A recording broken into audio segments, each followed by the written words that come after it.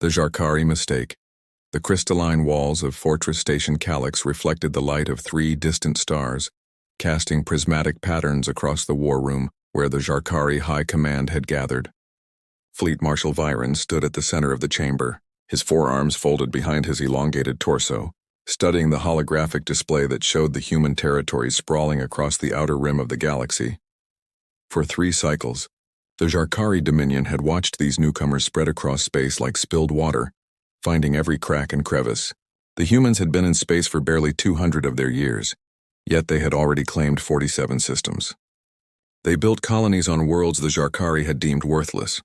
They mined asteroids other species ignored. They turned frozen moons into thriving settlements. It was impressive in its own primitive way, but it was also an opportunity. Viron's secondary eyes focused on his assembled commanders while his primary pair remained fixed on the display. The Jarkari had conquered civilizations for millennia. They had developed the perfect formula for subjugation. Strike fast, strike hard. Establish control before the enemy could mount a proper defense. The humans, with their scattered colonies and limited military presence, would be the easiest conquest in centuries. Commander Thek stepped forward, her scales shifting from neutral gray to the yellow-green of anticipation. She had studied the human military capabilities extensively. Their ships were functional but unremarkable. Their weapons were based on primitive kinetic and fusion technology. They had no unified command structure. Each of their major colonies operated almost independently, connected only by trade routes and communication networks. The entire species was held together by nothing more than shared origin and loose political agreements. The strategic planning had taken months. Every detail had been considered. The Jarkari fleet would strike 17 key colonies simultaneously, cutting off the human supply chains and communication hubs. Without these vital connections, the remaining colonies would be isolated and vulnerable. Within a standard cycle, the entire human territory would be under Jarkari control. The resources from those 47 systems would fuel the Dominion's expansion for generations. Everything was proceeding according to plan when the doors to the war room suddenly opened. The commanders turned in surprise. No one interrupted a high command meeting. No one had that authority. Yet there stood Ambassador Krelix of the Hegemony of Worlds, his ancient face bearing scars from conflicts that predated even the Jarkari's rise to power. Behind him, 2 hegemony guards stood at attention, their presence alone a violation of every diplomatic protocol. Viron's scales darkened to the deep purple of anger. The hegemony had no authority here. They were observers, nothing more. Their time as a galactic power had passed centuries ago. Now they existed only as mediators and record keepers, maintaining neutrality in all conflicts. For Krelix to interrupt this meeting was unprecedented. Krelix walked forward with the slow, deliberate pace of someone who had lived through too many wars to hurry for anyone. His 3 eyes, milky with age, somehow still managed to convey an intensity that made even the battle-hardened commanders step back. When he spoke, his voice carried the weight of hard-earned wisdom that commanded attention despite its quietness. He told them about the Corvani Empire. Once they had controlled 800 systems. They had been masters of technology that made current Jarkari achievements look primitive. Their fleets had numbered in the thousands. They had been invincible, or so they believed. Then they made the mistake of attacking a small human mining operation on the edge of their territory. It was supposed to be a simple annexation. The humans had only been in space for 50 years at that time. They were nothing compared to the might of the Corvani. The human mining station was destroyed in minutes. 43 humans died. The Corvani declared victory and moved on to other conquests. They thought nothing more of it. After all, what could such a primitive species do against the might of an empire that had existed for 10,000 years? They were about to learn a lesson that would echo through the galaxy for generations. Within 1 human year, strange things began happening in Corvani space. Supply ships disappeared without trace. Communication relays failed at critical moments. Colonies reported mysterious technical failures that crippled their defenses. The Corvani initially blamed pirates or technical problems. They never suspected the humans. How could such a young species coordinate attacks across hundreds of light years? Krelix explained how the humans had spent that year studying everything about the Corvani. They learned their language, their culture, their technology, their weaknesses. Every human colony contributed resources. Every human scientist worked on the problem. Every human with any skill that could be useful volunteered. They put aside their internal differences and focused on a single goal, making the Corvani pay for those 43 deaths. The attacks escalated gradually. First, it was just missing ships. Then entire trade routes were disrupted. Corvani colonies found themselves isolated, their supply lines cut. When the Corvani finally realized it was the humans, they sent a fleet to destroy Earth itself. The fleet never arrived. To this day, no one knows what happened to those 1,000 ships. They simply vanished somewhere between Corvani space and the human home system. The Corvani tried to negotiate. The humans refused. They tried to threaten. The humans laughed. They tried to hide behind their defenses. The humans found ways through every barrier, around every protection. For 50 years, the most powerful empire in the galaxy was slowly, methodically, relentlessly torn apart by a species that had barely learned to travel between stars. When Krellix finished speaking, the war room was silent. Commander Thex was the first to speak, her scales now showing the gray-blue of uncertainty. She asked if this was really true, if one small incident had really destroyed an empire. Krellix simply nodded and pulled up historical records on the holographic display. The fall of the Corvani was documented in exhaustive detail. 800 systems reduced to 12, a population of trillions scattered across the galaxy as refugees, all because they killed 43 humans. Byron studied the records with growing skepticism. The Corvani had been arrogant. They had underestimated their enemy. They had failed to adapt their tactics.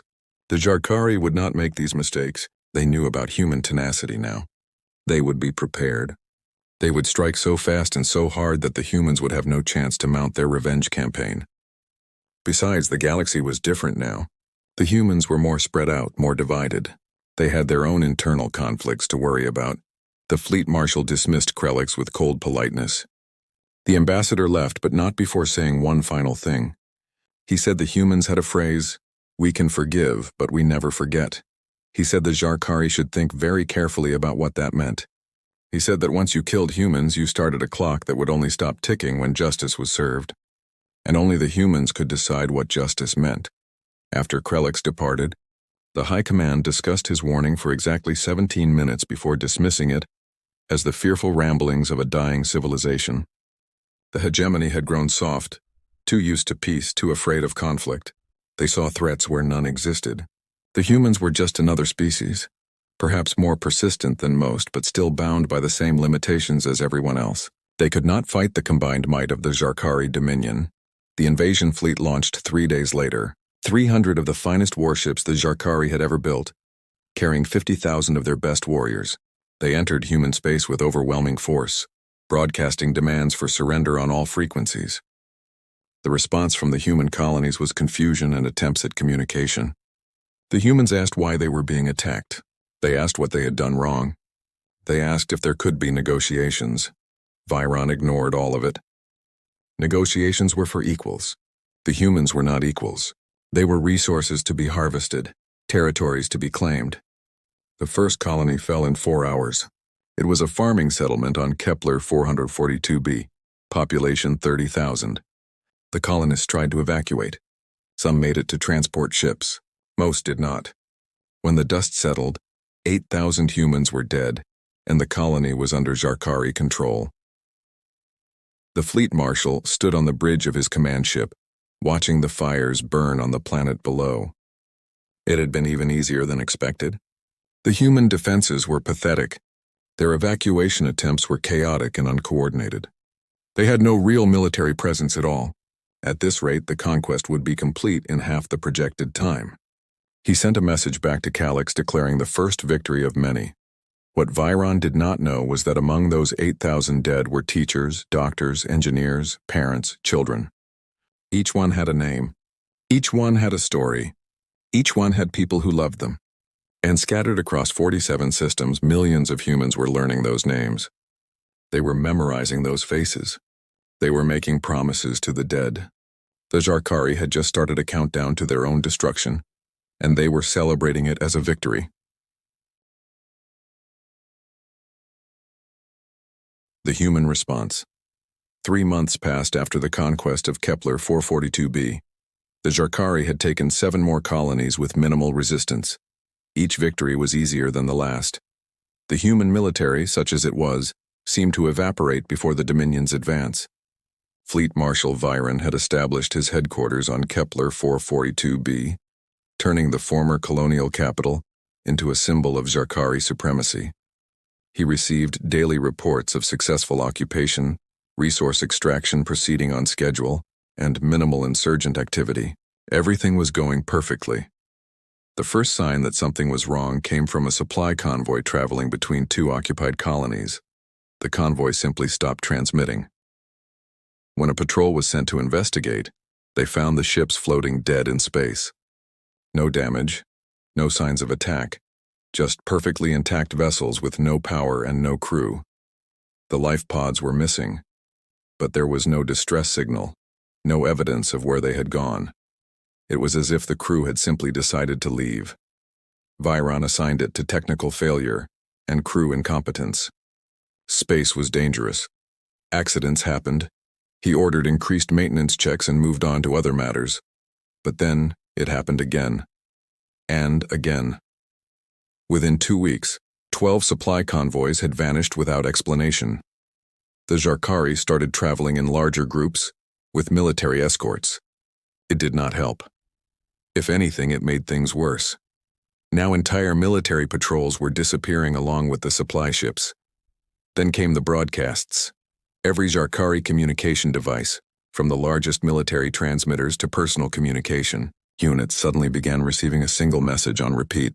It was a list of names, 8,000 names, the dead of Kepler 442b.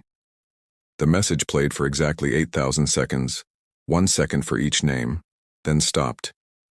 The Zarkari technicians tried to trace the signal. It seemed to come from everywhere and nowhere simultaneously. Commander Thek suggested it might be psychological warfare. The humans were trying to unsettle them with reminders of the dead. Viron agreed and ordered all personnel to ignore the broadcasts. But the messages kept coming. Every day at the same time, the names would play. After a week, the broadcasts began including images, faces to go with the names. After 2 weeks, they included video clips, children playing, families eating dinner, people living their lives before the Zarkari arrived. The occupation forces began reporting unusual incidents. Equipment would malfunction at critical moments. Food supplies would be contaminated with non-lethal but extremely unpleasant substances. Zarkari soldiers would wake up to find their weapons disassembled and reassembled incorrectly. Nothing fatal. Nothing that could be definitively traced to enemy action. Just a constant series of inconveniences that wore on morale. Viron ordered increased security measures. Guard rotations were doubled. Surveillance systems were upgraded.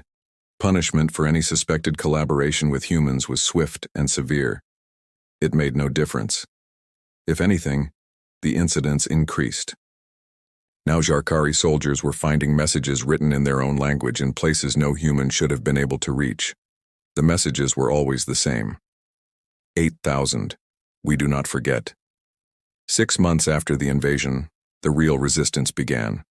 It started on New Europa, a mining colony the Zarkari had taken in their third wave. The occupation force woke one morning to find every single piece of mining equipment had been sabotaged beyond repair. Not destroyed, which would have been simple. Instead, each machine had been altered in subtle ways that made it catastrophically fail when activated. It would take months to repair the damage, and without the mining equipment, the colony was worthless. Before Viron could respond, similar incidents occurred on 3 other colonies. Agricultural equipment on the farming worlds was contaminated with a bacteria that made the soil infertile. Water processing plants on desert colonies developed faults that would take years to fix. Each attack was precisely targeted to make the colony useless without actually destroying it. The Zarkari were being left with the burden of maintaining worthless territories. The fleet marshal called for reinforcements from Calyx. He needed more ships, more soldiers, more resources to maintain control. The response was troubling. Other Zarkari territories were experiencing problems. Trade routes were being disrupted by what appeared to be pirates, but no one could catch them. Critical resources were becoming scarce. The Empire was having to pull back from other expansions to deal with internal issues. No reinforcements could be spared.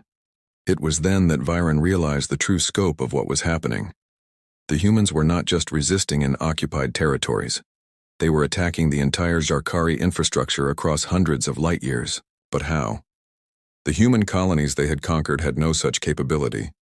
The human military they had destroyed had been tiny. Where were these attacks coming from? The answer came from an intercepted communication between two human ships. The Zarkari cryptographers worked for days to decode it. When they finally succeeded, Viren read it personally. It was a simple status report from something called the Remembrance Fleet to something called Operation Never Forget Command. The report listed 17,000 ships operating in Zarkari space. 17,000. The humans were supposed to have a few dozen military vessels at most. Further intelligence gathering revealed the terrifying truth. When the Zarkari had attacked, every human colony had immediately begun converting any available ship for military purposes. Cargo haulers became troop transports, mining vessels became weapons platforms, private yachts became scout ships. But more than that, humans from across the galaxy had volunteered. Traders had abandoned their routes to join the cause. Scientists had stopped their research to develop weapons. Artists had become propagandists. Teachers had become strategists. The entire human civilization had reorganized itself around a single purpose, making the Zarkari pay for those 8,000 deaths. They had not bothered with formal military structures or traditional battle tactics. Instead, they had created something far more terrifying, a distributed, self-organizing network of revenge that adapted faster than any military command structure could respond to. Viren tried to negotiate. He sent messages to Earth, to the major human colonies, to anyone who would listen. He offered to withdraw from human space. He offered reparations. He offered anything they wanted. The responses were all the same. 8,000. Justice will be served. When he asked what they wanted, what justice meant, they simply sent the list of names again. The situation deteriorated rapidly. Zarkari supply lines collapsed entirely. Colonies could not be reinforced or evacuated. Soldiers began deserting, trying to flee back to Dominion space, only to find that human ships were waiting at every jump point. Not to destroy them, but to disable their engines and leave them drifting. The humans wanted the Zarkari to know they were trapped, that there was no escape from the consequences of their actions. A year after the invasion, Fleet Marshal Viren stood in the same command center where he had planned the glorious conquest of human space. The holographic display now showed a very different picture. Every Zarkari colony in human space was surrounded, not by military fleets, but by thousands of small ships, each one piloted by humans who had lost someone on Kepler 442b or the other conquered colonies. They were not attacking, they were just waiting. The final message from the humans was delivered by Ambassador Krelix, who returned to Calix with a simple ultimatum.